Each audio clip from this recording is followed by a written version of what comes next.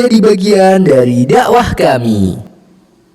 Dukung operasional dakwah kami dan insya Allah menjadi pahala jariah sampai hari akhir. ومن يضلل فلا هادي له أشهد أن لا إله إلا الله وحده لا شريك له وأشهد أن محمدا عبده ورسوله لا نبي بعده وبعد.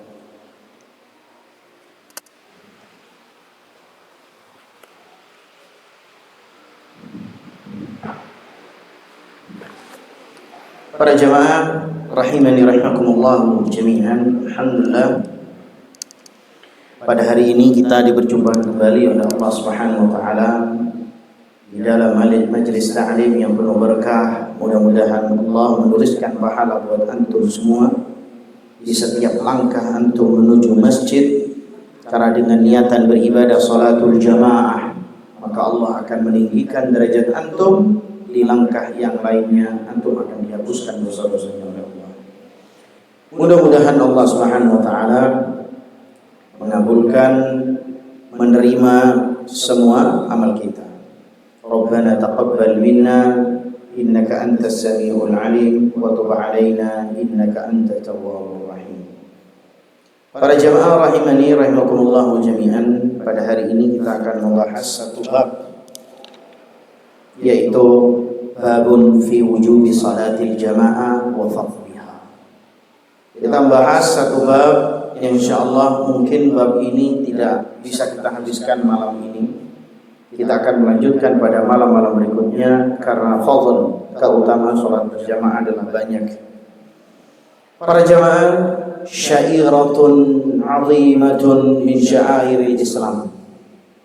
Syiar yang besar, salah satu dari syiar-syiar Islam, wahiyya salatul jamaah, yaitu adalah salatul jamaah.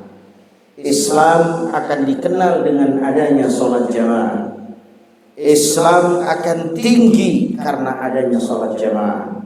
Banyak orang yang salah kaprah ketika ingin membesarkan Islam dengan cara-cara di luar Islam. Ketika ingin membesarkan Islam dengan cara-cara yang tidak pernah dicontohkan oleh nabinya, yaitu Muhammad SAW.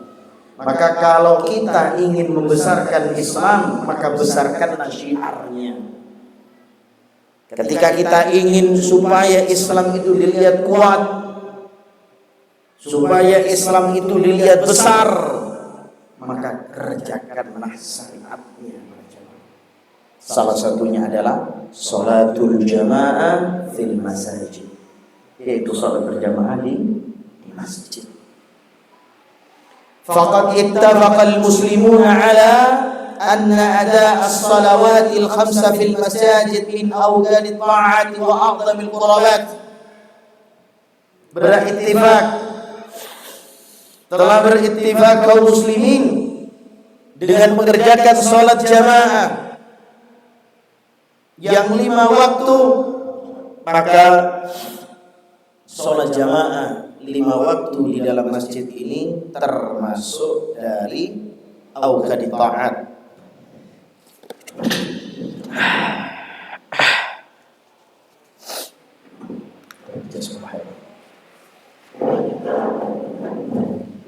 Sholat berjamaah di dalam masjid termasuk dari bentuk ketaatan yang paling diperintahkan. Salah satu bentuk ketaatan yang paling besar untuk mendekatkan diri kepada Allah Jalla Jalaluh. Para jamaah dimuliakan oleh Allah. Banyak orang yang mengecilkan sholat. Cuma sholat. Islam tidak akan besar dengan sholat. Islam tidak akan besar dengan sholat berjamaah misalnya. Banyak orang yang ngomong seperti itu. Para jamaah yang dimuliakan oleh Allah, perlu kita ketahui bahwasanya sholat itu juga termasuk ibadah yang paling diperintahkan oleh Allah Jalla Jalaluh. Bal hiya a'zamu wa adharu sya'airil Islam. Sholat itu adalah satu ibadah yang paling besar dan yang paling nampak untuk mengerjakan syiar Islam. Bayangkan para jamaah, semua ibadah tidak kelihatan. Yang kelihatan itu cuma sholat jamaah. Baik, antum puasa kelihatan enggak? Siapa yang bisa pernah lihat orang puasa? Baik, antum zakat kelihatan enggak? Bisa antum ngasih zakat sendiri. Haji umrah antum kelihatan enggak? Antum kan percaya Pak kalau dia berangkat ke Mekah. Kalau dia misalnya haji ke Eropa, antum enggak tahu kan? Tapi yang namanya sholat antum tahu. Banyak orang mengidentifikasi kebaikan manusia dari sholatnya.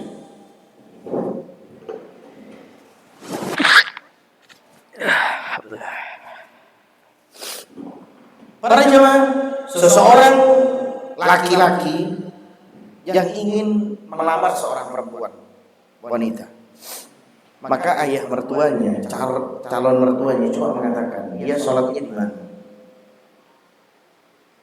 Dia sholatnya di mana?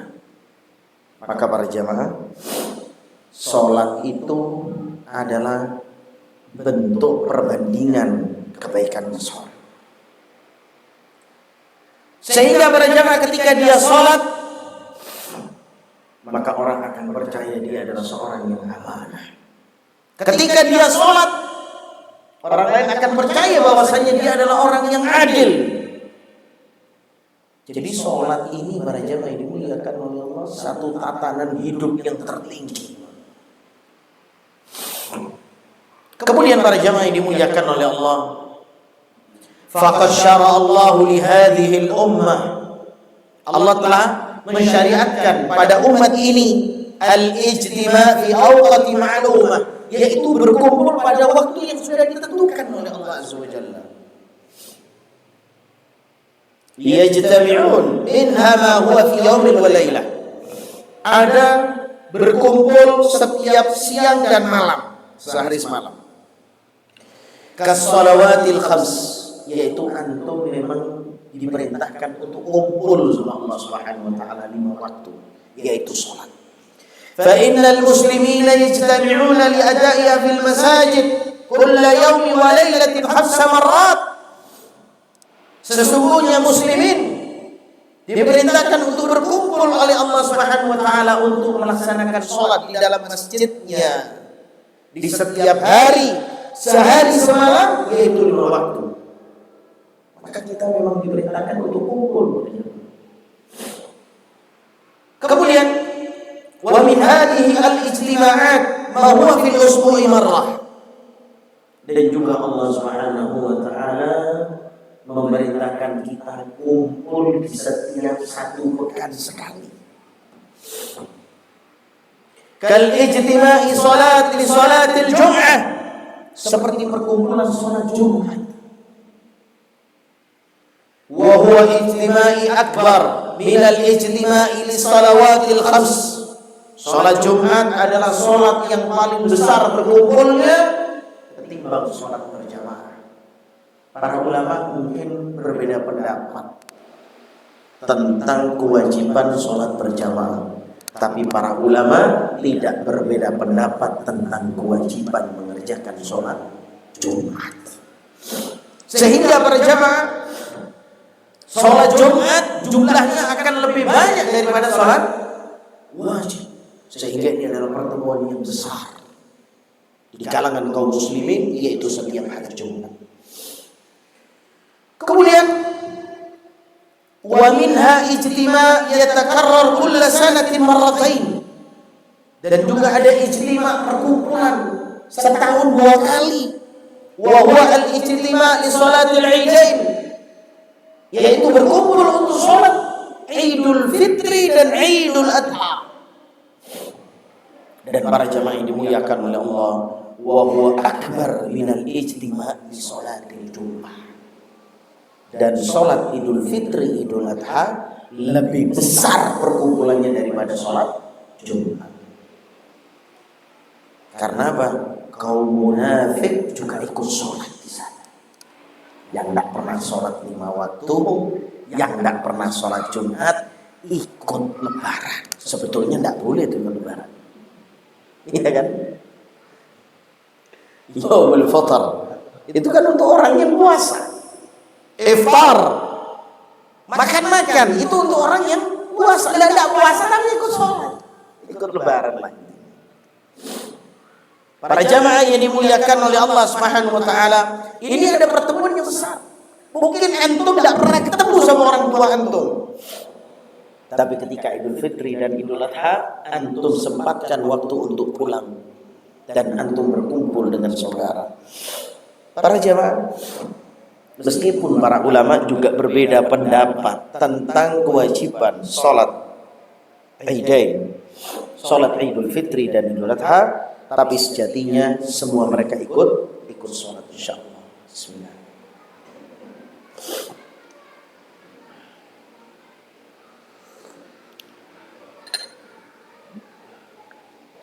Kemudian wa minha ijtima' marra wahida fi sana. Ada juga perkumpulan setahun sekali. Wa huwa ijtima' fil wuqufi bi Arafah, yaitu ijtima' berkumpulnya kaum muslimin seluruh dunia di hari Arafah. Maka Allah Subhanahu wa taala yubahi ketika hari Arafah, Allah Subhanahu wa taala memberitahukan para malaikat, mereka lihat, mereka datang kepadaku dengan akhbar, dengan berdebu. Allah banggakan orang-orang yang haji itu. Antum datang fi hajjin alaik, dari negara manapun semua datang. Kemudian para jemaah, wa huwa akbar min ijtima'il 'idain, maka hari Arafah ini adalah ijtima' perkumpulan yang paling besar daripada dua hari raya. Li'annahu yusra' lil muslimina 'umuman, karena ini disyariatkan oleh kaum muslimin secara umum fi kulli aqtaril ard, di semua belahan bumi. Semua akan datang memenuhi Mekah. Mungkin jumlahnya sekitar 2,5 juta, 3,5 juta kumpul di satu waktu Yaum Arafah. Tanggal 9 Dzulhijjah, mulai dari jam 12 sampai maghrib. Mulai dari sahabat salat zuhur sampai maghrib. Antum kumpul ajnas dengan berbagai macam jenis. Antum tidak faham bahasa mereka, tapi antum tahu apa yang antum lakukan.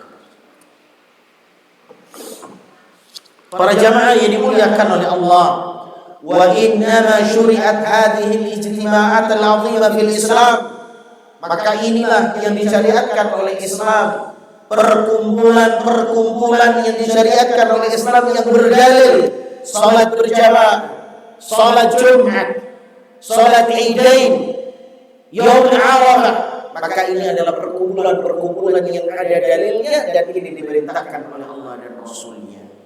Li ajli masalihil muslimin, semua ini kemaslahatan kaum muslimin. Kemaslahatannya apa bentuknya? Liyahsula at-tawasul bainahum bil insan wal 'athf wa ri'ayah. Maka di sini para jemaah dimuliakan oleh Allah, perkumpulan antum setiap hari, perkumpulan antum setiap Jumat, perkumpulan antum setiap Idain, maka supaya terjalin di antara mereka kebaikan dan saling perhatian. Subhanallah. Dulu para jamaah, ada orang sakit tidak tahu, karena memang sama-sama tidak pernah ke masjid. Tapi sekarang ada orang sakit tahu, karena mereka saling ke masjid dan saling menanyakan kabar. Mereka bersalaman, mereka mengucapkan salam, mereka menanyakan kebaikan, mereka menanyakan keadaan. Jadi mereka tahu hubungan dan mereka akan erat. Masjid jangan cuma dijadikan ajang kumpul bersih-bersih desa, bersih-bersih kampung, posyandu, imunisasi. Ini masjid mau dipakai apa? Anak pernah jadi pengurus di salah satu masjid.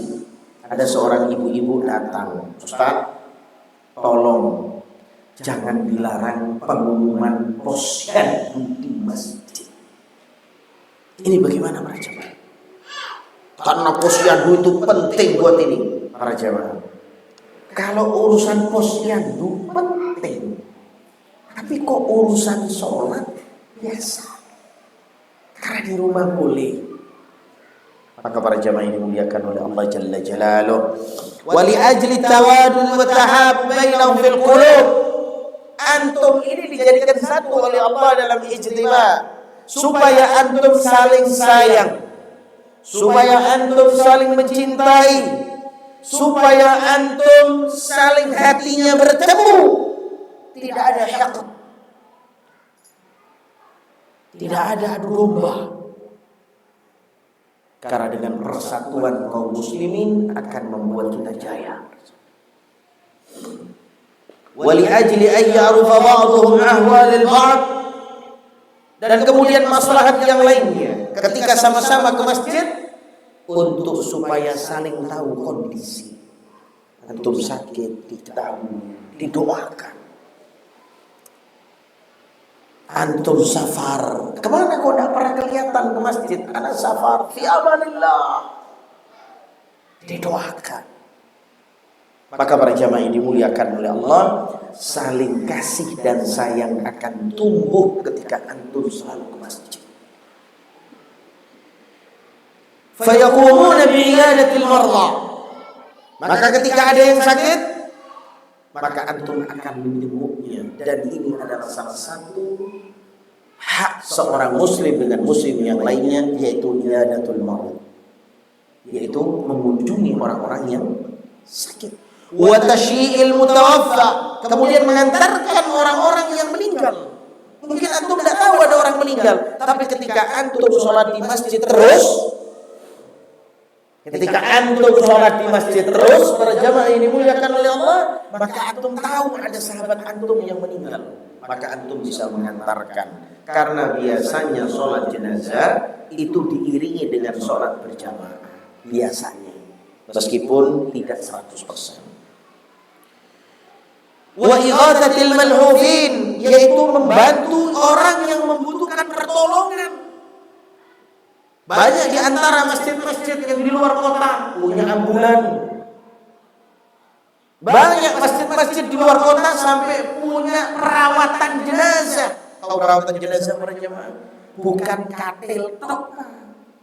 Kalau masjid-masjid di sini kan persiapannya cuma katil, alat mandi, dikirim ke rumah orang, terus kemudian dimandikan di sana. Luar kota, Surabaya, Kalimantan, Banjarmasin, saya sudah datang ke sana. Surabaya, Malang saya sudah datang ke sana. Mereka punya tempat tertutup untuk khusus memandikan jenazah. Jadi jenazah itu sudah tidak dimandikan di rumahnya orangnya. Jadi jenazah itu dikirim. Kenapa terjadi seperti ini para jamaah? Mungkin antum tidak akan terjadi, karena antum di satu daerah yang rumahnya antum, kalau ana lihat, masya Allah, kayak lapangan rumahnya orang di sini. Tanah masjid ini saja 2 hektar. Kalau di kota masjidnya kecil-kecil, rumahnya juga kecil-kecil, jadi katil mau masuk sulit, Pak. Sehingga orang kota itu membuat perawatan jenazah di masjid-masjid mereka.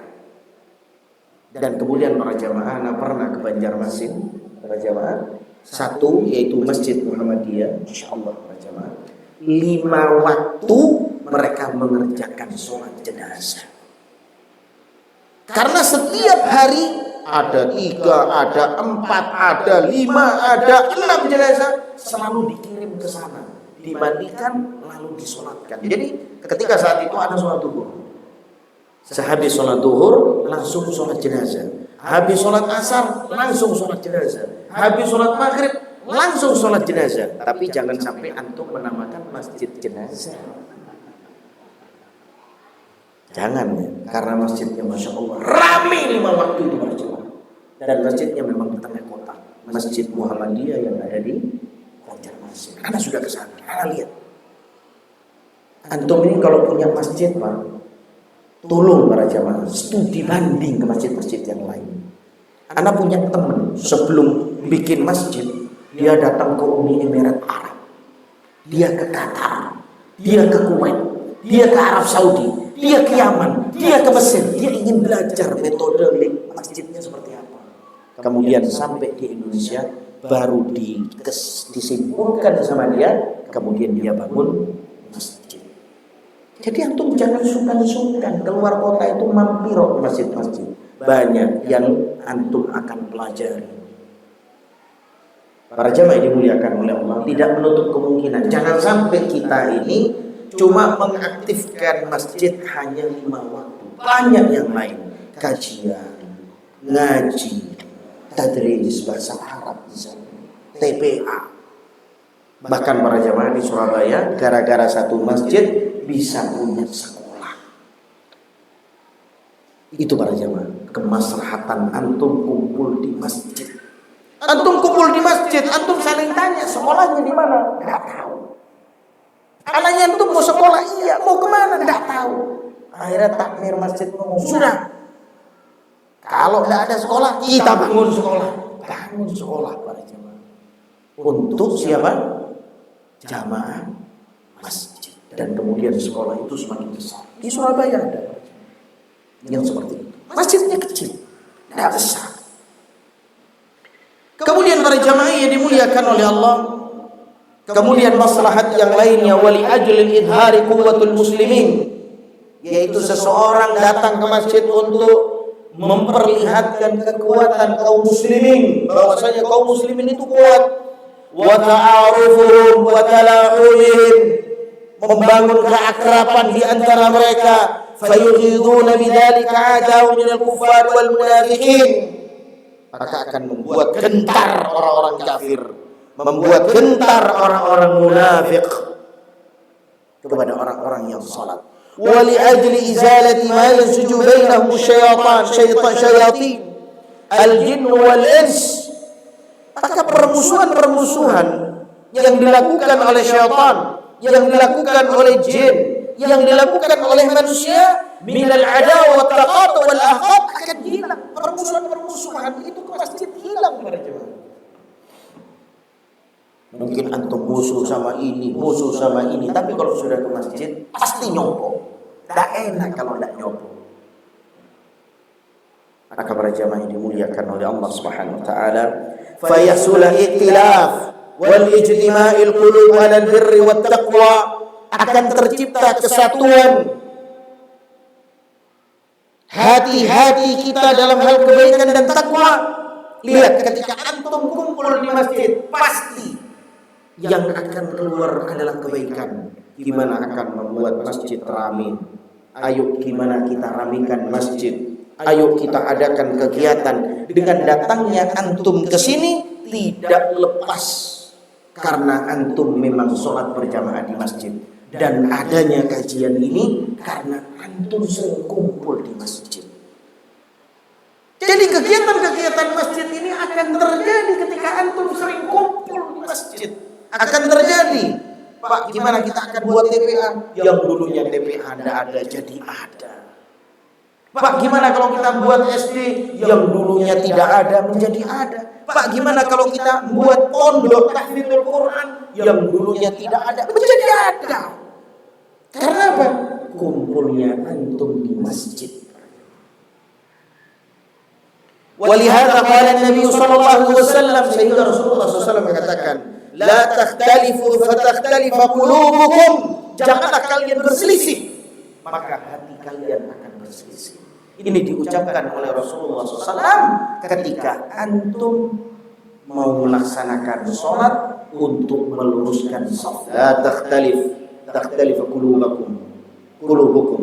Maka para jamaah yang dimuliakan oleh Allah Subhanahu wa taala, ketika antum diperintahkan untuk lurus oleh Rasulullah SAW, lurus, jangan berselisih. Karena perselisihan akan menjadikan hati-hati kalian akan berselisih. Wa min fawaid salatil jamaah, dari faedah salat jamaah, ta'limul jahil, kita akan memberitahu tentang ilmu-ilmu kepada orang yang belum tahu. Antum tidak akan sengaja, Pak. Bisa sengaja, bisa tidak sengaja ketemu sama orang sholatnya kok kayak gini, Pak. Sholatnya yang betul ini seperti ini karena hadisnya Rasulullah seperti ini. Ya Allah, terima kasih. Saya belum bisa sholat, bisa tidak antum ngajari anak sholat? Bisa. Ini akan terjadi ketika antum sholat di masjid. Wa mudha'afatul ajr wan nasyatu 'ala al-'amal salih, dan ke masjid pahala antum akan dilipat gandakan. Antum semangat dalam beramal saleh indama yushahidul muslim ikhwanul muslimin yuzawiluna al-'amal salih fayaqtadi bihim. Maka antum akan menarik orang-orang yang tidak ke masjid. Ketika antum ke masjid, tetangga mulai tertarik. Ya Allah, kok enak hidupnya orang ini. Tak pernah tengkar sama istrinya, tidak pernah tengkar sama anaknya, hidupnya adem ayem. Kok saya kayak gini terus hidup saya? Apakah saya harus ke masjid? Oh iya, saya akan ikut ke masjid.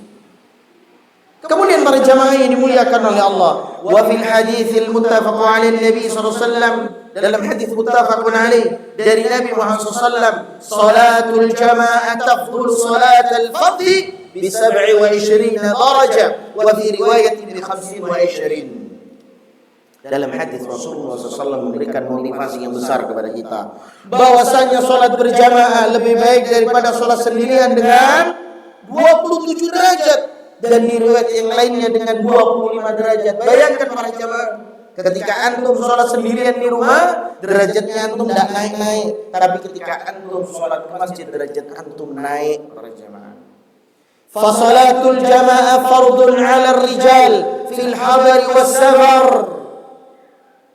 Salat berjamaah wajib bagi laki-laki di dalam keadaan mukim dan safar. Ketika safar pun antum wajib. Maka safar itu para jamaah yang disunnahkan oleh Nabi sallallahu alaihi wasallam adalah berdua atau bertiga. Jadi safar itu jangan pernah sendirian. Diusahakan. Safar itu jangan pernah sendirian. Tapi kalau tidak mampu, ya sudah sendirian. Seperti misalnya Umar ibn al-Khattab hijrah sendirian. Memang wanen ini. Siapa yang ingin anaknya jadi yatim, istrinya jadi janda, hadang aku di jalan. Tapi tidak ada yang menghadang.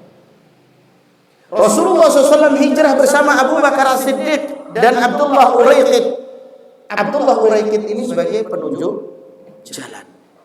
Maka usahakan para jamaah, ketika antum bersafar selalu berjamaah. Alaikum bil jamaah.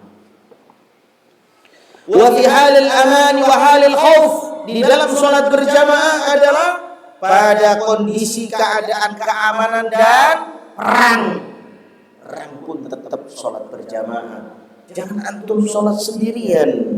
Wujuban ainiyan, wajib. والدليل على ذلك, apa dalilnya? Alkitab wa sunnah. Dalilnya dari Al-Quran dan Sunnah. Wa amalul muslimina qurnan ba'da qarnin khalafan an salafin. Jadi salat berjamaah itu dalilnya adalah kitab wa sunnah, dan amalan kaum muslimin dari masa ke masa, yang kini maupun yang dulu. Rasulullah SAW salat khauf dengan berjamaah. Bayangkan para jamaah, perang berkecamuk, sholat berjamaah, Pak. Mungkin antum akan berpikir kalau sholat berjamaah mati semua ditembak, tapi ada caranya. Nanti insya Allah kita akan masuk bagaimana tata cara sholat khauf dalam keadaan perang. Wa min ajli dzalik, dan untuk itu umirat al-masajid, antum diperintahkan untuk memakmurkan masjid. Maka makmurnya masjid tidak lain tidak bukan dengan sholat jamaah. Jangan cuma acara tahunan masjidnya ramai. Wa rutiba laha al-a'imma wal muadhdhinun. Lihat masjid-masjid para jamaah, masjid yang bagus itu selalu memberikan tugas kepada imam dan muadzin. Ingat para jamaah, selamanya kalau tidak ada imam dan muadzin yang ratib, maksudnya yang dibayar, yang digaji untuk keberlangsungan masjid itu, maka masjid itu tidak akan bisa bagus. Anak kasih tahu antum para jamaah, masjid yang bagus itu adalah yang memiliki imam yang bagus. Lihat Masjidil Haram, imamnya Syekh Abdurrahman As-Suhaili. Seneng gak antum di imamnya dia? Senang. Lihat Masjidil Haram, Masjid Nabawi, imamnya Syekh Ali Hudayfi. Lihat Masjidil Haram yang di Mekah, imamnya Syekh Yasir Ad-Dawsari. Bundar, Syekh Bundar Balila. Ketika antum bermakmum sama dia, kok enak, tidak berasa sholat lama. Kok di Indonesia sholat cuma sebentar berasa. Maka para jamaah, di Arab Saudi, kenapa kok masjid-masjidnya bagus? Ini pengalaman yang diberikan oleh teman-teman yang sudah pernah ke sana dan meneliti bahwasanya imamnya bagus. Jadi imam itu kondisinya para jamaah, dia sebagai imam, dia sebagai khatib, dia sebagai pengisi kajian. Ya. Kemudian imam itu digaji. Ana pernah hadir dalam forum takmir masjid seluruh Indonesia di Hotel Shangri-La yang ada di Surabaya. Satu-satu ditanya, gaji imamnya berapa? Gratisan. Oh, gaji imam berapa? 300. Gaji imam berapa? 7 juta. Gaji imam berapa? 2 juta. Sedikit. Kata dia, saya gaji imam 20 juta. Kenapa? Bayangkan, kata dia, antum dipimpin sama dia untuk sujud kepada Allah Jalla Jalaluhu. Dan 20 juta itu jangan merasa banyak, sedikit. Itu para jamaah yang dimuliakan oleh Allah. Kalau antum ingin masjidnya bagus, diminati oleh orang-orang, maka pilihlah imam-imam yang terbaik, bacaannya yang bagus, yang hafal Quran, yang bisa tajwid. Ketika imam itu bagus, semua orang akan milih ke masjid itu. Dan kemudian imamnya fungsinya banyak. Sebagai ahlul fatwa, antum tidak ngerti apa-apa, antum tanya ke imam. Terus kemudian dia bisa janais, dia bisa mengajarkan haji, dia bisa mengajarkan umroh. Fungsinya banyak imam itu para jemaah. Kalau di Indonesia fungsi imam itu baru cuma imam. Karena imam yang ada di Indonesia jarang ada yang ustaz. Saya pernah ke Jeddah para jemaah. Imamnya itu terus. Mau subuh, mau maghrib, mau isya, mau zuhur, mau asar, mau jumatan, itu terus. Karena dia adalah orang imam yang digaji. Dia yang ngisi kajian, dia yang khutbah Jumat. Sampai ketika saya haji, ada satu permasalahan yang perlu saya membutuhkan fatwa, saya datang ke imam itu, saya tanya dan dijawab sama imam. Jadi kebutuhan antum selesai sama imam itu para jamaah. Maka para jamaah yang dimuliakan oleh Allah, itu kalau antum kepingin punya masjid yang baik, maka ambillah imam-imam yang terbaik. Rumusnya di sana. Kemudian para jamaah, kita lanjutkan. Wa syuri'a an-nida' laha bi'ala sawr. Hayya 'ala shalah, hayya 'ala al-falah. Dan disyariatkan memanggil dengan suara yang tinggi, yaitu dengan hayya 'ala shalah, mari kita salat, hayya 'alal falah, mari kita menuju kemenangan. Para jamaah, ini lafaz yang besar, perkataan yang besar, hayya 'alal falah.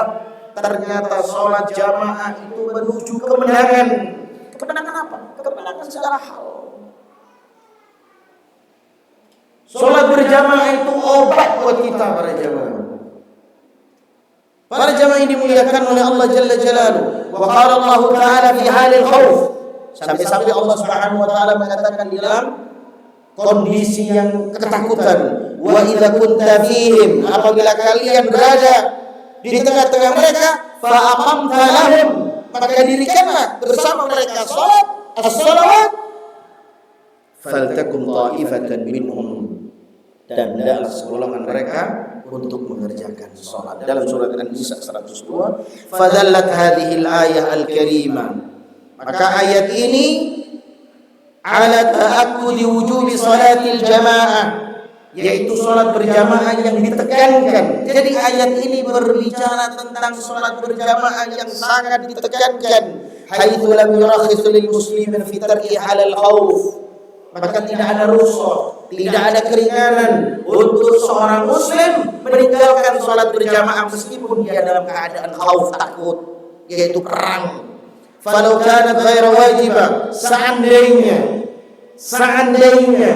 salat wajib itu tidak, salat wajib berjamaah tidak wajib dikerjakan, lakana aulal a'dzar bisukutiha udhrul khauf. Seandainya salat berjamaah itu tidak diwajibkan, maka salat khauf berjamaah adalah salat pertama kali yang digugurkan, tidak usah jamaah. Kenapa? Bisa mati antum kalau salat berjamaah ketika perang. Tapi enggak gitu cara berpikirnya. Cara berpikirnya adalah sholat itu wajib dalam kondisi apapun, mau hidup mau mati para jemaah. Tetap sholat, jangan takut.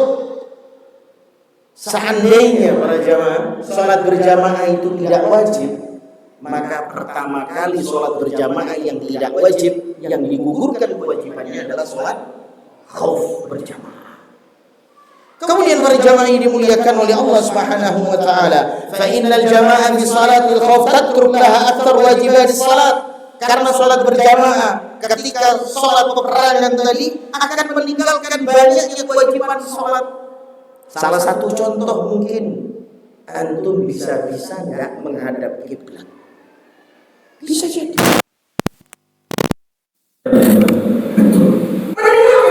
Beberapa macam kewajiban, falau la ta'aqqadu wujubiha, maka ini menjadi penekanan di salat berjamaah. Lam tatruk min ajlihatil kal wajibatil katsira faqad ukhtufirat fi salatil khauf af'alun katsira min ajliha.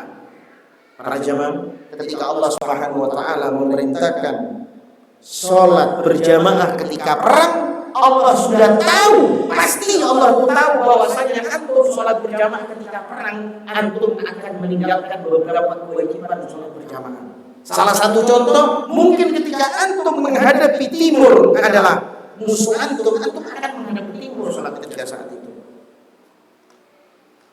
Tapi semua digugurkan oleh Allah Subhanahu wa taala.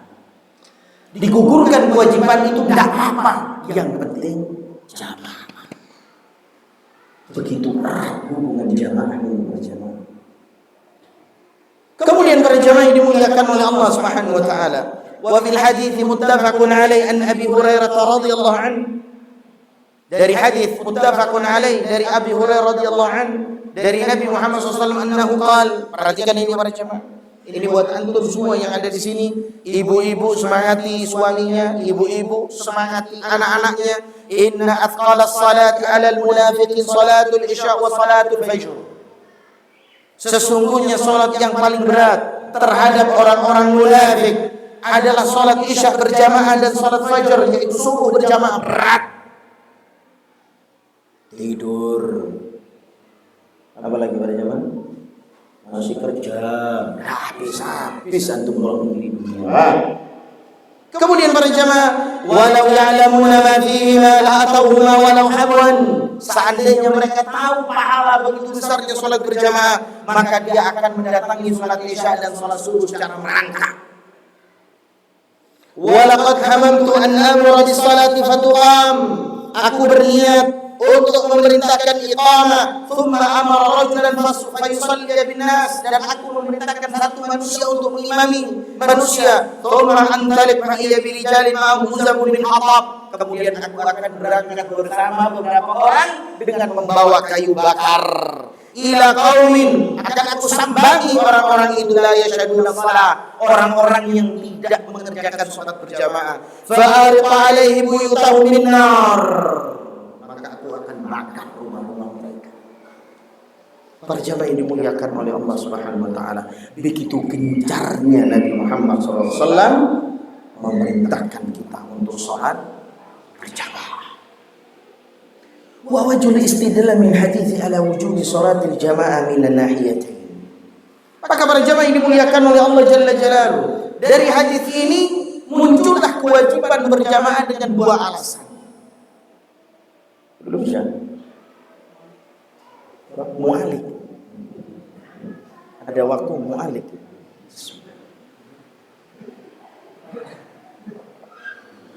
Mu'alik apa assalamu alaik? Mu'alik. Ini bahasa keren. Mu'alik. Bahasa Arab. Orang Arab tidak ngerti mu'alik itu. Mu'alik. Baik, pendapat yang pertama, wajah yang pertama nahiyatul ula annahu wasafa mutakallifina anha bin nifaq. Allah Subhanahu wa taala dan rasulnya memberikan sifat munafik sama orang yang tidak salat berjamaah di masjid. Wal mutakhallif an sunnah, dan orang yang mengabaikan sunnah la ya'uddu munafiqan. Dan orang yang mengabaikan yang sunnah tidak dikatakan sebagai munafik, adalah ala annahu takhallafu an wajib.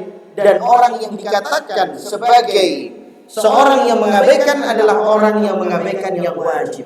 Jadi para jamaah, misalnya sholat berjamaah itu sunnah, dan antum tidak melaksanakan sholat jamaah karena hukumnya itu sunnah, antum tidak dikatakan sebagai orang munafik. Tapi tidak begitu cara berpikirnya. Allah Subhanahu wa taala dan rasulnya memberitahu orang yang tidak sholat ke masjid munafik. Berarti sholat di masjid itu hukumnya wajib, bukan sunnah. Tapi para jemaah, tetap kita membuka diri dalam hal menerima berbagai macam pendapat. Karena sebagian para ulama ada yang mengatakan sholat di masjid berjamaah adalah sunnah muakkadah. Tapi ayo kita sama-sama berpikir, pernah tidak Rasulullah sholat sendirian? 5 waktu maksudnya ya, bukan sholat malam, 5 waktu. Tidak pernah, tidak ada. Kemudian para jamaah yang dimuliakan oleh Allah Jalla Jalaluhu, wan nahiyatu tsaniyah, dalam sisi yang kedua, annahu sallallahu hamma bi uqubatihim ala takhalluf anha, yaitu Rasulullah SAW bertekad untuk menghukum mereka dengan cara membakar rumah mereka yang tidak sholat ke masjid. Wal uqubah innama takunu ala tarki wajib. Perhatikan para jamaah, hukuman itu terjadi karena dia meninggalkan satu hal yang wajib, bukan meninggalkan yang sunnah. Berarti sholat berjamaah ini hukumnya wajib. Seandainya sholat berjamaah itu hukumnya sunnah, Rasulullah SAW tidak akan bicara seperti ini. Wa innama mana'u sallallahu alaihi wasallam min tanfidhi hadhil uqubah. Tapi Nabi Muhammad SAW menghalangi hukuman ini. Kenapa? Man fil buyut, karena di dalam rumah itu siapa mereka? Minan nisa wa dzarari alladzina la tajibu alaihimul jamaah. Karena di rumah itu ada perempuan, karena di rumah itu ada anak-anak yang mereka perempuan dan anak-anak tidak diwajibkan ke masjid, sehingga Rasulullah SAW tidak memberikan hukuman kepada manusia ketika saat itu dengan membakar rumahnya. Kenapa? Karena masih ada orang yang tidak diwajibkan ke masjid, yaitu wanita dan anak-anak. Para jamaah, wa fi sahihi Muslim, dan dalam kitab Sahih Muslim, anna rajulan a'ma qal, ada seorang pria buta, Abdullah ibn Ummi Maktum, ya Rasulullah, dia mengatakan, ya Rasulullah, laisa liqa'idun yaquduni ilal masjid, tidak ada orang yang bisa menemani aku untuk ke masjid, karena buta. Fasa'alahu ayyurakhisa lahu ayyusalliya fi baiti, dia minta rukhsah kepada Rasulullah untuk sholat di rumah karena aku buta. Tidak ada orang yang gandengi aku, nemeni aku untuk ke masjid. Farakhasa lahu, Nabi Muhammad SAW memberikan rukhsah keringanan. Ya. Falamma walla, ketika Nabi Muhammad berbalik, da'ahu faqal. Kemudian Rasulullah memanggil dia, hal tasma'un nida, apakah engkau mendengarkan azan? Qala na'am. Abdullah bin Ummi Maktum mengatakan, iya. Qala fa'ajib, maka jawablah azan itu. Bukan cuma sekedar jawab azan, Allahu Akbar, Allahu Akbar, Allahu Akbar, Allahu Akbar. Bukan wajib datangnya dan itu. Para jamaah yang dimuliakan oleh Allah Jalla Jalaluh. Ini sudah isya. Tafadhal.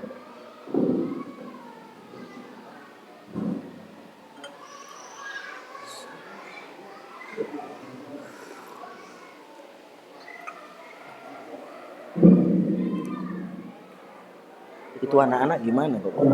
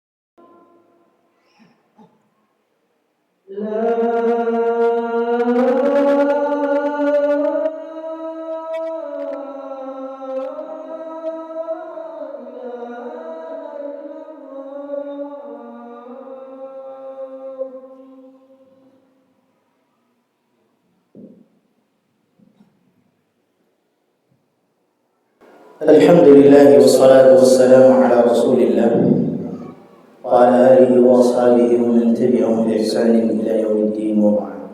Para jemaah rahimani rahimakumullah jami'an. Fa'amarahu an-nabiy sallallahu alaihi wasallam bil hudur ila al-masjid bi salati al-jamaah. Nabi Muhammad SAW memerintahkan dia untuk hadir ke masjid untuk salat berjamaah wa ijabatin nida, dan menjawab panggilan Allah, wa ma yulaqihi minal masyaqqah, meskipun mereka menanggung kesulitan. Sekarang para jamaah, antum ini semua di sini bisa melihat, punya mata, apa kesulitan antum? Apakah kesulitan antum lebih sulit daripada Abdullah ibn Ummi Maktum radhiyallahu anhu? Sampai-sampai dia seorang budak menjadi imam, menjadi muadzin Rasulullah SAW. Muadzinnya Rasulullah melihat dan Abdullah ibn Ummi Maktum. Para jamaah yang dimuliakan oleh Allah, kita tanyakan, kita renungkan pada diri kita masing-masing para jamaah. Apakah kesulitan kita sama dengan kesulitan Abdullah ibn Ummi Maktum radhiyallahu anhu? Dia lebih sulit para jamaah. Zaman Rasulullah tidak ada lampu. Zaman Rasulullah tidak ada sepeda motor. Zaman Rasulullah jalannya berbatu pasir. Bahkan orang Arab itu biasanya di lembah-lembah. Orang Arab itu tinggalnya di lembah-lembah. Pasti ada itu, tapi dia tetap ke masjid. Fadalla dzalika ala wujubi salatil jamaah. Oleh karena itu ini adalah dalil wajibnya salat berjamaah. Wa qad kana wujubu salatil jamaah mustaqirran indal mu'minin min sadri hadhihi al-ummah. Para jamaah, kewajiban salat berjamaah ini berakar kuat bagi orang-orang mukmin dari generasi pertama, yaitu para sahabat ridwanullah alaihim ajma'in. Mereka kalau sholat berjamaah, mereka sholat berjamaah. Ketika mereka ada yang sakit perut, mereka buang air di rumah, sakutunya, balik lagi sholat, belum rukuk. Subhanallah. Para ulama tabi'in ada yang pernah dia ngomong, saya 40 tahun tidak pernah telat sholat berjamaah. Subhanallah. Ada yang ngomong, saya 30 tahun tidak pernah telat sholat berjamaah. Ini sahabat generasi pertama berjamaah. Ini adalah warisan yang berharga. Qala Ibnu Mas'ud radhiyallahu anhu, Ibnu Mas'ud mengatakan, walaqad ra'aituna wa ma yatakhallaf anha illa munafiq ma'lumun nifaq. Kami telah melihat mereka yang mengabaikan salat kecuali orang-orang yang munafik yang diketahui kemunafikannya. Walaqad kana rajul yu'ti bihi yuhada baina rajulaini hatta yuqarru bis-saff. Kami melihat dua orang yang memapas satu orang. Jadi dua orang itu datang dengan memapas satu orang sampai dia mendirikan sholatnya di tengah-tengah shaf. Di Arab Saudi itu berjamaah yang sholat sama membawa oksigen. Kalau kita di sini, kalau sudah kena oksigen di rumah sudah. Mereka di Arab Saudi itu sama apa? Sama oksigennya. Sholat di masjid. Subhanallah. Fadalla dzalika ala istiqrar wujubi inda sahabah. Ini telah tertanam kuat kewajiban ini pada sahabat Rasulullah SAW. Walau ya'lamu dzalika illa min jihadin Nabi SAW. Tidak diketahui kecuali ini dari Nabi Muhammad SAW. Wa ma'lumun anna kulla amrin, dan bukan rahasia lagi, diketahui bahwasanya semua perkara yang diabaikan la yatakhallaf anhu illa munafiq yakunu wajiban 'ala al-'ayyan. Maka ini adalah perkataan orang-orang munafik. Sampai Ibnu Abbas sampai mengatakan para jamaah, man sami'a an-nida falam yajibu fala salatu lahu illa min ukhrin. Apa katanya Ibnu Abbas? Barang siapa yang mendengarkan suara panggilan dan dia tidak datang ke masjid itu, maka tidak ada salat bagi mereka kecuali orang yang uzur. Agak keras. Wa ruwiya al-Imam Ahmad wa ghairuhu marfu'an, dan juga diriwayatkan oleh Imam Ahmad secara marfu' para jamaah. Al-jamaa'u kullu al-jama', suatu keacuan yang sangat, wal kufur wan nifaq, dan kekafiran dan kenifakan. Man sami'a munadi Allahu yunadi bis-shalah, ketika dia mendengar, barang siapa yang mendengar panggilan Allah dengan panggilan salat yad'u ila al-farah, yang memanggil untuk kemenangan, wala yujibu, dan dia tidak mendatangi panggilan tersebut. La haula wala quwwata illa billah.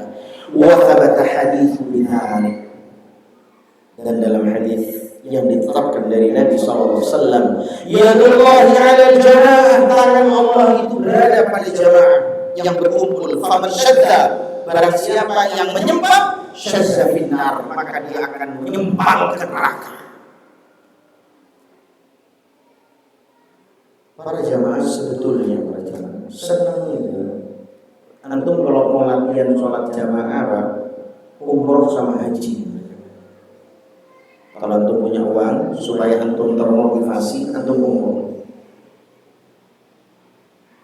Sholat Jumat jam 12, jam 9 sudah di masjid.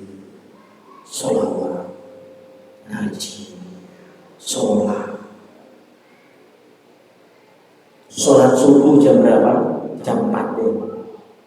Jam 2 sudah ke masjid. Senang gak? Senang. Jam 3 sudah ke masjid. Jam 2 ke masjid. Sholat tahajud di Masjidil Haram. Subhanallah. Sholat maghrib sambil nunggu isya, ngaji. Enak. Habis itu antum pulang ke Indonesia, antum praktekkan yang sama. Wallahi, ana sampai berpikir para jemaah, seandainya ada orang yang tanya sama ana, apa kenikmatan dunia itu, apa kenikmatan yang ada di dunia, maka ana akan jawab sholat. Karena sholat ini paling nikmat para jemaah. Ana kalau sudah pusing, antum kan pusing mikirin utang, mau kawin gak iso, kalau sing gelem saya sholat tau, hilang itu rasa-rasa gundah-gulana. Ini bulan ini duit tinggal 50.000. Besok mau beli makan tidak bisa, bangun mau jam 3 sholat. Antum akan lupa sama 50.000 itu pada jamaah. Antum akan lupa sama 50.000 itu, dan antum merasa antum punya Allah. Maka 50.000 itu Allah pasti akan bantu. Kalau ada orang WA sama ana, ini biasanya ibu-ibu, saya Ustaz merasa kekurangan ketika suami saya memberikan uang. Maka saya jawab, astagfirullah ya ukhti, kalau anti masih bisa makan, ketawa-ketawa, masih bisa sholat, tidur sambil ngorok sedikit, itu kenikmatan dari Allah. Sungguh kenikmatan itu bukan hanya uang. Kenikmatan itu antum sehat, antum nikmat, antum bisa ngaji, itu kenikmatan. Antum datang kajian ini kenikmatan. Nikmat tidak selalu uang. Allah berjamaah. Kalau ada orang yang tanya sama ana, Iqbal, ini kekurangan enggak? Ana mau ngomong kurang ini takut tanda berjamaah sama Allah. Ana takut tanda, kenapa? Karena semua kenikmatan sudah ana terima. Kenikmatan apa yang antum dustakan berjamaah? Allah, ana takut. Ketika ada orang tanya, ini merasa kekurangan enggak? Ana takut. Ana takut, ana langsung mikir sama kejadiannya Nabi Ismail. Ketika Ibrahim itu datang ke istrinya Ismail, ditanya, "Inti makan apa?" "Oh, kadang makan, kadang enggak." "Inti makan daging?" "Oh, enggak." Sampaikan sama Ismail, palang pintunya suruh ganti. Ismail datang. Ada yang datang? Ada. Orang tua ya, itu ayahku. Ngomong apa dia? Palang pintu rumahku suruh ganti. Iya, berarti aku diperintahkan untuk menceraikanmu. Pulang kamu ke rumah orang tua. Nikah lagi sama istri yang kedua. Datang lagi Nabi Ibrahim. Apa yang kau makan? Alhamdulillah, Allah masih aku makan buah-buahan. Kau makan daging? Alhamdulillah, daging aku makan. Bilang sama Ismail, pertahankan palang pintu rumah. Ini para jamaah satu pelajaran penting buat kita. Apa kepentingannya? Qanaah, selalu merasa cukup. Kalau sudah orang selalu merasa kurang, tidak bakal ada cukupnya. Tidak bakal ada cukupnya manusia itu. Antum sudah ditarget, sudah dikasih tahu sama Rasulullah SAW. Manusia itu kalau nyari harta satu lembah, maka dia akan nyari pada lembah yang lain. Kecuali mulutnya disumpel sama tanah, yaitu mati. Berhenti sudah manusia itu untuk nyari dunia. Kemudian para jemaah, wasu'ila ibn Abbas an rajulun yaqumu al-lail wa sayum wa yasumu an-nahar wa la yaqum jama' faqala wa fi an-nar. Apa kata Ibnu Abbas? Ibnu Abbas ditanya tentang seorang laki-laki yang sholat malam tahajudnya top, paginya puasa top, tapi dia tidak pernah hadir sholat jamaah. Maka Ibnu Abbas mengatakan huwa finnar, dia di neraka. Kok bisa orang yang tidak sholat berjamaah di neraka? Banyak hikmahnya. Berarti dia tidak meneladani Nabi kita Muhammad sallallahu alaihi wasallam. Nas'alul afiyah wa taufiq li ma'rifatil haqq wa ittiba' innahu samii'un mujib. Kita selalu memohon kepada Allah kesehatan dan taufik petunjuknya untuk mengetahui yang hak dan mengikuti Nabi-Nya Muhammad SAW. Sesungguhnya Allah Maha mendengar dan Maha menerima semua doa kita. Wallahu a'lam bishawab. Mungkin ada pertanyaan yang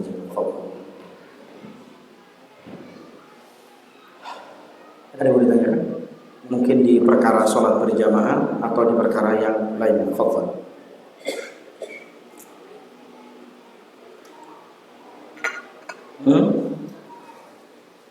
Fadhal. Pak Sorani mau tanya? Pada saat pulang Iya. itu pada saat kita keluar dalam kondisi makan di warung, tapi udaranya belum datang, sudah mau datang. Sudah mau datang ini gimana prosesnya? Proses masak di warung kan, sebentar lagi datang. Iya. Anda sudah datang. Baik. Dan kira-kira tunggu makanan karena lapar atau kita datang ke masjid. Ada beberapa hal yang perlu diperhatikan dalam kondisi itu. Antum kelaparan nggak ketika saat itu? Lapar lah. Ya, kalau antum kelaparan, antum selesaikan laparnya antum. Karena Rasulullah SAW mengatakan la sholat bi hadri at-ta'am. Tidak ada sholat dengan hadirnya makanan. Dan ketika antum lapar, terus antum maksa untuk sholat, maka sholatnya antum tidak akan khusyuk karena lapar. Maka antum selesaikan agak cepat, terus kemudian antum sholat berjamaah. Kalau antum beberapa orang dan di situ ada musola, antum makan bersama, terus kemudian antum ajak mereka untuk sholat di musola secara berjamaah, tidak ada masalah. Boleh seperti itu. Yang penting sholat berjamaah. Kalau tadinya antum cari masjid masih jauh lagi, kan tidak ada prediksi. Ya. Kalau dalam kondisi perjalanan Ustaz, bukan keluar kota maksudnya, di dalam kota, itu lebih baik, karena saya pernah dengar, kalau tidak salah, pada saat keluar rumah sudah dikatakan musafir Ustaz. Banyak. Kira-kira kalau kita nggak berhenti untuk sholat berjamaah, apa hukumnya sama seperti mungkin Ustaz? Iya sebenarnya sama. Kayak antum di pesawat ke Arab Saudi 10 jam. Ketika sholat berjamaah berhenti dari pesawat. Berhenti dulu sih. Yang tidak terus. Jadi kondisi berjamaah itu ketika safar sesuai dengan kemampuan. Misalnya seperti kereta. Mau ngantung kan? Kalau itu berhenti dulu sholat jamaah di masjid situ, kan tidak bisa. Nah, antum bisa melakukan jamaah di mana? Di kereta, karena di kereta sudah ada musola. Kayak misalnya kereta Logawa itu kereta yang mahal-mahal bisa. Kalau Pandanwangi belum, Pak. Karena Pandanwangi itu masih lokalan ya. Antum bisa sholat berjamaah dengan orang-orang yang mau sholat. Bisa. Dan tidak harus tepat waktu. Maksudnya tepat waktu itu di awal waktu maksudnya. Dan kenapa? Karena sholatnya musafir itu yang pertama boleh apa? Jamaah dan kosong. Antum boleh menunggu belum ada sholat, antum tunggu sampai ada orang datang, hebat sholat bersama. Seperti itu. Tapi insya Allah para jamaah, kalau sudah waktunya sholat di kereta itu sudah banyak yang ngantri untuk sholat di musola kereta. Insya Allah bisa. Tapi kalau kondisinya pakai mobil, antum sesuaikan sekitar misalnya turun jam 12. Ya. Antum sekarang setengah jam 30 menit. Kira-kira 30 menit ini ada masjid enggak? Oh ada. Ini jalan. Sudah antum ambil sana. Nunggu di sana sholat. Atau mungkin antum jalan terus ketika ada masjid sudah mulai sholat antum langsung sholat. Ya pilihan saja. Kalau antum memang telat nggak bisa berhenti misalnya karena macet atau segala macam, ya sudah antum sholat sama orang yang sholat di masjid. Tapi Ustaz, Oh, apabila ada masjid tapi tidak dikumandangkan azan, itu hukumnya gimana Ustaz? apa yang gimana? Makanya masjid ini ya dulu nggak ada yang azan sama sekali. Mungkin Kamu jawab nanti. Ditanyakan sama kalau saya tidak bisa menjawab. Ketika antum sudah diamanati masjid, kalau memang antum tidak ada yang tidak, dulu kita sama saudara kondisi seperti masjid ini sama. Jadi semua sekitar rumah tak pakai kunci masjid. Berarti amanatnya dipegang sama-sama. Pak RW akasi, ART akasi, kalau lagi ini akasi tak buatkan pengakuan itu. Semuanya bertanggung jawab terhadap masjid. Kalau tidak ada dan yang punya kunci yang harus mengatakan. Kalau ente tak ada, nanti kita semua. Ya saya itu. Jadi Pak RW tak kasih kunci, Pak RW tak kasih kunci itu. Kalau itu mau niru caranya harus kasih kunci soal yang ada di sini. Jadi siapa yang lewat kunci yang keluar dari kantor kasih kunci. Antum, ya antum coba lagi. Masukir, lagi. Yang masalah orang masuk anda kasih kunci, coba lagi RT kasih kunci. Masjid ini bersama Pak Jemaah. Coba dan mereka ini caranya ada ini caranya ini begini. Ayo kita bareng-bareng. Kalau nggak kayak gitu nggak bisa Pak Jemaah. Kita dulu nggak bisa bayar makhluk. Akhirnya karena sudah bertahun-tahun tidak ada makhluk, kita apa? Gimana kita harus punya makhluk? Ya, tapi masjid tidak punya uang untuk menjadi makhluk. Datang itu tidak muslim. Salah satu masjid di Indonesia sudah mengambil bulan.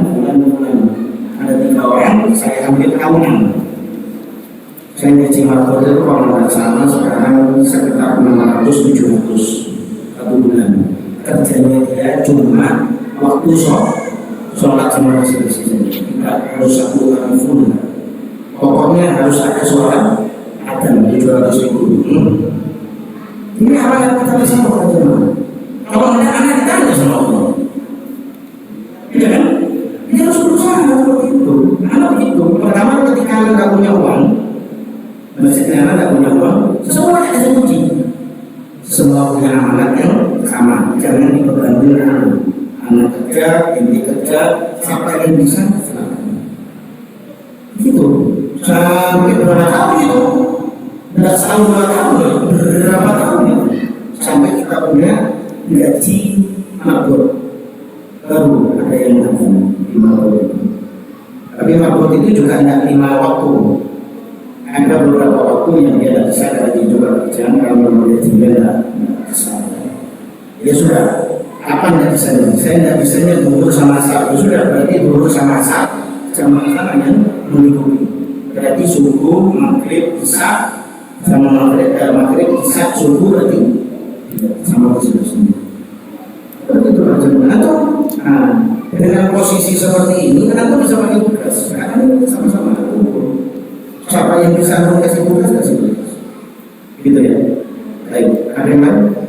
Alhamdulillah saya punya usaha warung di Jogja.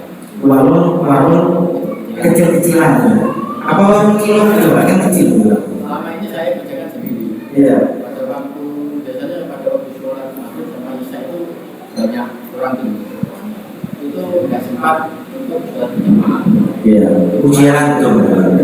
Kalau apa nggak ada orang beli, insya Allah saya sholat berjamaah. Iya, terus yang ditanyakan apa? Itu apakah saya termasuk orang yang tidak ada berjamaah waktu itu? Saya tidak mengatakan antum munafik, tapi Rasulullah yang ngomong. Jadi intinya para jamaah yang dimuliakan oleh Allah, nurut saja. Kalau sudah ada adzan, tentu tutup. Atau tutup. Nanti makan, nanti belinya habis sholat. Jadi antum ini juga sebagai teladan bagi mereka pembeli. Dan pembeli akan terbiasa. Oh, kalau ada orang ini tidak bakal melayani, nanti kita akan beli setelah sholat. Jadi antum juga harus jadi contoh buat mereka. Gitu ya. Antum tutup aja. Oh, sholat. Yang tahu di malam berjamaah. Ada juga teman-teman di Solo juga buka makanan, ramenya nggak umum dan bukan kecil-kecilan. Kalau besar yang datang, bis. Yang bertanya gimana waktu sholat ini? Ya, satu kewajiban sholat itu kan bagi pegawai yang laki. Maka pegawai laki ketika ada sholat dulu. Setelah itu selesai, baru kembali.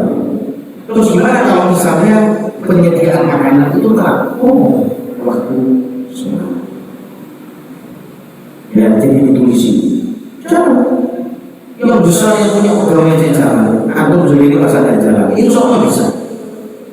Yang punya pegawai bisa apa jalan? Terus yang kedua adalah toko-toko. Ini tak solusi sama gimana? Ini sudah pokoknya ada pegawai laki-laki keluar dari toko sholat berjamaah. Sampai sekarang sholat berjamaah. Tidak perlu cari masjid yang jauh. Masjid yang dekat sini. Masjid yang dekat sholat. Tidak ada yang ada nolong tugasnya ente. Kan gitu. Tugasnya ente ada nolong, ada nolong, tidak ada kunci nolong sama ente. Saya para jamaah ketika menghidupi masjid, ada satu masjid kan. Kuncinya bukan Pak RT, saya mau saya mau isi. Mau menghidupi masjid ini dulu sama asal. Boleh, Pak. Gimana kuncinya? Sampai ngambil di rumah saya sendiri. Jadi kunci itu pintu langsung ada kunci. Saya ambil tiap duhur sama asar. Karena memang duhur sama asar ketika itu tidak ada sholat berjamaah. Saya sendiri yang biarkan. Allah Akbar, adzan sendiri, sholat sendiri, adzan sendiri, sholat sendiri. Saya punya pikiran gimana ya? Saya datang ke teman-teman saya yang ada toko di sana. Ada beberapa toko, tapi yang satu yang besar. Gimana kalau misalnya sholat berjamaah semua pegawainya yang di masjid sana? Siap. Yang penting ada yang ngajar. Sampai sekarang dari tahun 2015 sampai 2025 akhirnya dia mewajibkan pegawai tokonya untuk sholat berjamaah di masjid sampai rumah. Padahal itu dulu kosong, tidak ada orang. Dan sekarang masjid itu ramai.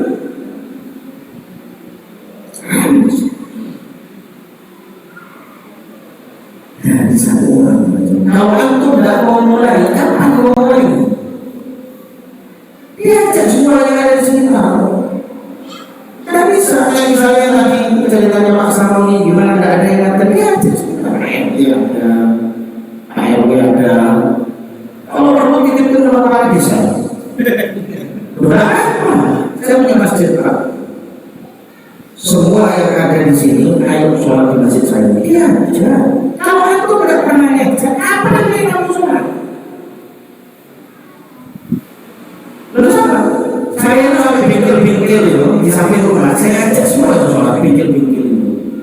Assalamualaikum warahmatullahi wabarakatuh.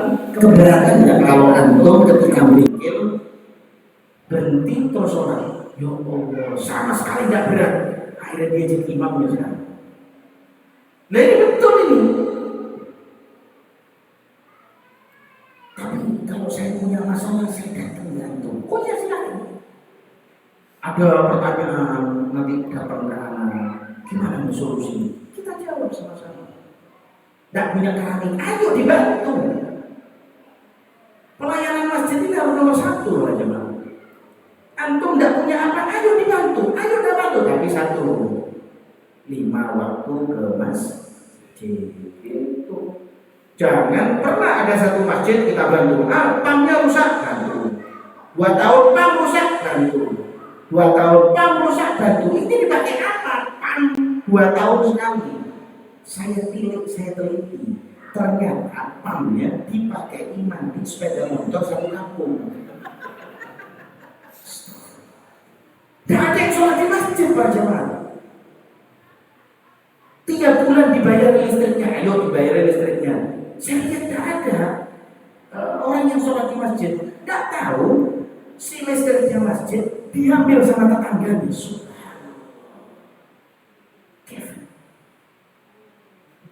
Alasannya masjid fasilitas umum lah. Jadi anda datang ke sana ngelihati orang kampung, orang desa tersebut bukan di sini, orang kampungnya mandi di sepeda motor, pakai pamnya masjid. Anda lihat ini sama anda tidak marah, sungkan sendiri. Saya lihat besok lagi dicuci di sana lagi sepeda motor lagi. Jadi pam ini rusak dipakai gini-ginian. Stop. Tidak usah ngasih masjid. Datang ke orang, pamnya rusak. Inti pakai sholat, apa inti pakai mandi sepeda motor. Ya Allah, minta maaf. Coba ini. Karena kita ubah masjid itu, kita datangi, kita rapikan sampai sana. Ini para jamaah yang akan menjawab. Kalau antum tidak ngajar, anda ketika mau ke sana, anda datang ke RW-nya, Pak. Saya mau buka masjid, tapi saya punya satu syarat. Apa? Antum juga buka masjid. Oh ya siap. Jadi RW yang tak pernah ke masjid akhirnya gara-gara mengganggu jiwa. Harus diajar. Ya kalau antum tak pernah ngajar, kapan dia mau? Toko-toko yang ada di sini diajar. Nggak apa-apa. Pak Lurah itu datang setahun sekali ketika tarawih. Ya saya ngomong, Pak, sholat di masjid bukan pas tarawih, Pak, 5 waktu. Saya tunggu loh sampai 5 waktu ke sini. Iya, nah ke situ lagi terus. Pak Lurah ini. Gitu para jamaah. Jadi antum harus ngajar. Antum harus ngajak, antum harus merangkul. Anak Pak datang ke bengkel makan di anak aja, nonton mobil sholat. Mau Pak? Tadi nolak loh sholat. Siapa yang mau nolak sholat itu siapa ini? Tidak ada. Saya datang ke toko ini sholat dulu. Saya datang ke toko satunya. Saya promosi. Ini masjid bukan masjid saya Pak Jemaah. Ini masjid kampung. Yang saya tinggal di kampung itu. Buktinya tidak ada satupun yang menolak. Orang kampung pun tidak menolak. Ini masjid ini. Tidak ada yang menolak. Sampai ketika saya kan kontrak ya di sini. Saya kan kontraktor. Jadi ke rumah kontrak gitu. Sampai saya mau tinggal, ayo sahabat sekarang mau jadi imam. Si tukang bingkil itu. Pinjam sepeda motor saya menjadi imam juga calon.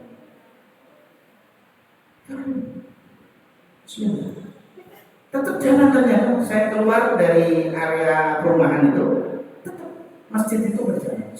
Apa yang kurang? Ustaz mau dibikin keramik apa itu? Keramik baru. Apalagi yang kurang? Tempat duduk. Ya, duduk. Terus Pak, pelayanan diteruskan.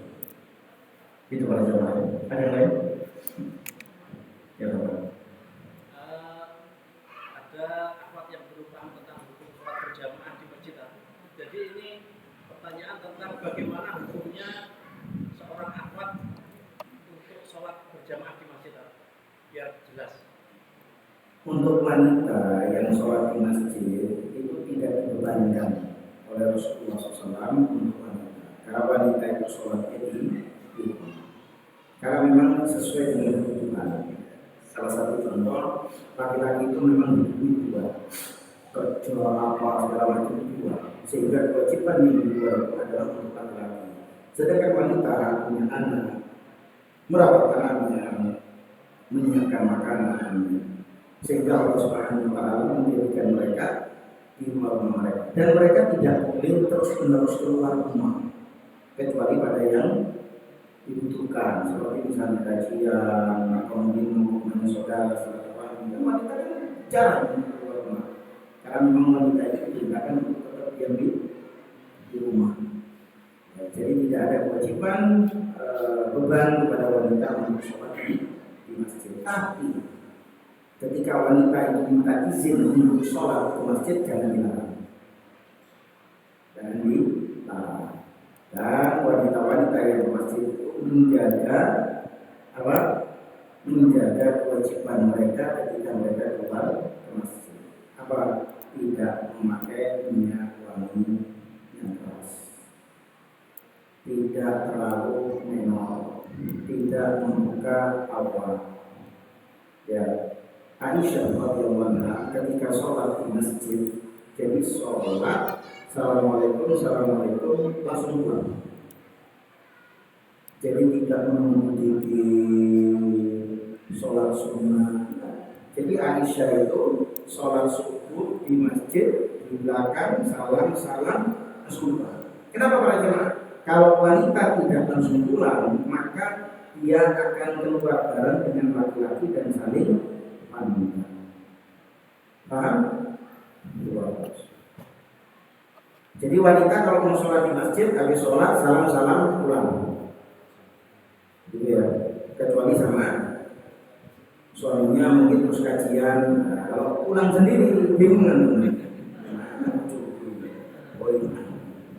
Ya pulang bareng lah kalau kajian.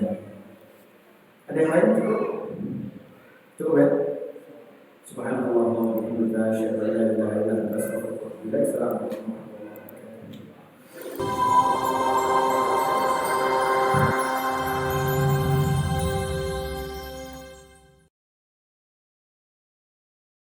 Jadi bagian dari dakwah kami. Dukung operasional dakwah kami dan insya Allah menjadi pahala jariah sampai hari akhir.